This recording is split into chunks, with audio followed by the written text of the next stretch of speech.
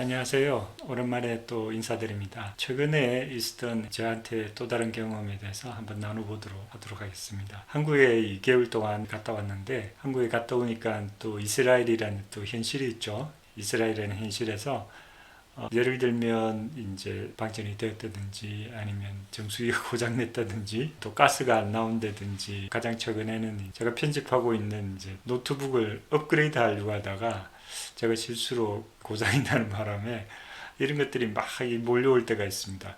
어떻게 일들이 이렇게 한목에 몰려오는지, 이렇게 몰려올 때 제가 어떻게 대응을 하면은 잘 대응할 수 있을까, 아니면 이 상황에 대해서 잘 극복할 수 있을까를 고민했는데, 그것을 이제 경험적으로 지나온 것을 나누도록 하겠습니다. 스트레스라는 것 자체가 언제 오냐 하면, 저희들이 해야 할 일이 너무 많은데 하기 싫을 때가 있어요. 너무 게을러 가지고 하고 싶지 않은데 해야 되는 때, 그럴 때 스트레스가 올 때가 있고, 그리고 또 해야 될 일이 내가 감당할 능력이 안 될 때, 그때 또 스트레스가 또 오는 것 같아요. 그리고 또 내가 할 수 있다라는 그 역량을 훨씬 넘어섰을 때, 과하게 왔었을 때 스트레스가 오는 것 같습니다. 그런데 이 스트레스를 왔었을 때, 아니면 엄청난 할 일에 대해 목록이 왔었을 때 어떻게 하면 이것을 극복할 수 있을까라는 것을 고민했는데, 제가 마음에서 이 상황에 대해서는 내가 스트레스를 받지 않겠다고 이렇게 결단을 했어요. 이 상황에 대해서, 모든 일에 대해서 내가 스트레스를 받지 않겠다고 마음으로 결정하고, 하나의 목록에 대해서 내가 결정하고 그 결단하고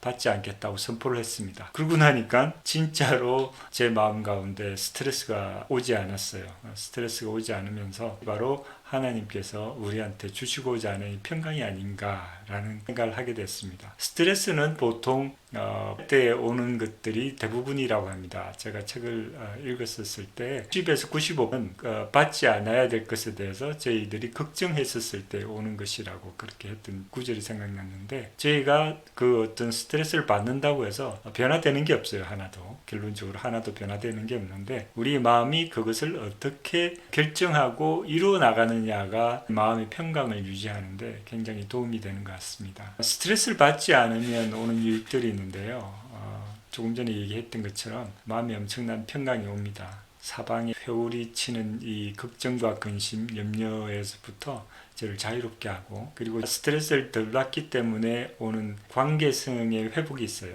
스트레스 받으면 아무래도 가까이 있는 사람한테 짜증을 내기 십상이죠. 짜증이 내기 십상인데, 그것에부터 저희들을 서로 보호하게 되는 그러한 또 장점이 있고요. 그리고 일을 제가 스트레스를 받지 않고 일을 하나하나 처리할 수 있는 그런 감정의 평강이 있으니까 일의 효율성이 훨씬 높아져요.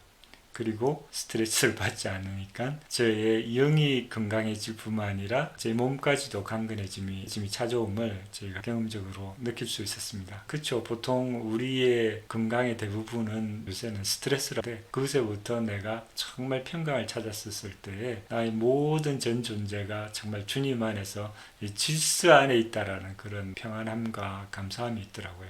그래서 이런 것들은 저희가 마음을 어떻게 잡느냐에 따라서 우리가 모든 상황에 대해서, 모든 상황이라기보다 거의 대부분의 상황에 대해서 평강과 질서 가운데서, 그리고 효율적으로 일을 처리할 수 있더라는 거죠. 제가 한 가지 기억나는 것은, 옛날에 하용조 목사님이 이런 설교를 하셨답니다. 시험이 들 때에는 시험을 들지 말아라라고 그렇게 얘기를 했답니다. 그렇게 시험을 들지 말라고 했었을 때 성도님들이 굉장히 불평했다고 그럽니다. 어떻게 시험이 오는데 안 들을 수 있냐. 그렇지만 제가 세월이 지나고 나서 이렇게 보니까 이런 것들은 우리가 마음에서 어떻게 생각하고 어떻게 작정하느냐에 따라서 이게 결정될 수 있는 거구나. 모든 것은 우리가 결정할 수 있다라는 그것의 어떤 경험과 확신을 가지게 되었습니다. 그리고 걱정은 쓸데없는 거죠. 우리가 스트레스를 받는다고 해서 더 일이 잘 될 것도 아니고 좋아질 것도 아니지만, 이렇게 쓸데없는 걱정은 주님께서 이미 말씀하셨죠. 마태복음 6장 27절에 너희 중에 누가 염려함으로 그 키를 한 자라도 더할 수 있겠느냐 말씀하시고, 잠언 15장 13절에는 마음의 즐거움은 얼굴을 빛나게 하여도 마음의 근심은 심령을 상하게. 우리가 스트레스를 받으면 저희의 심령이 상해져서 저희 마음뿐만 아니라 영까지도 상하게 됩니다.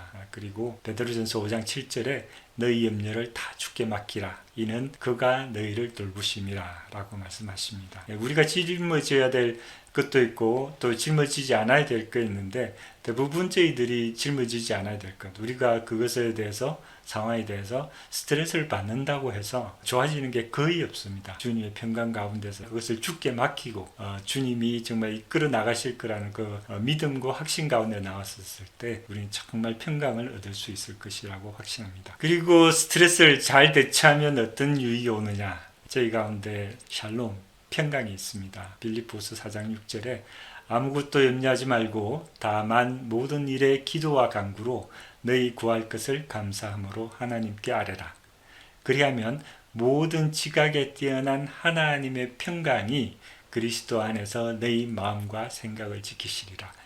우리가 평강을 마음에 작정하고 결단했었을 때 그리스도께서 또한 평강을 주시고 그 평강이 또 저희의 마음과 생각을 또 지키신다고 그래요.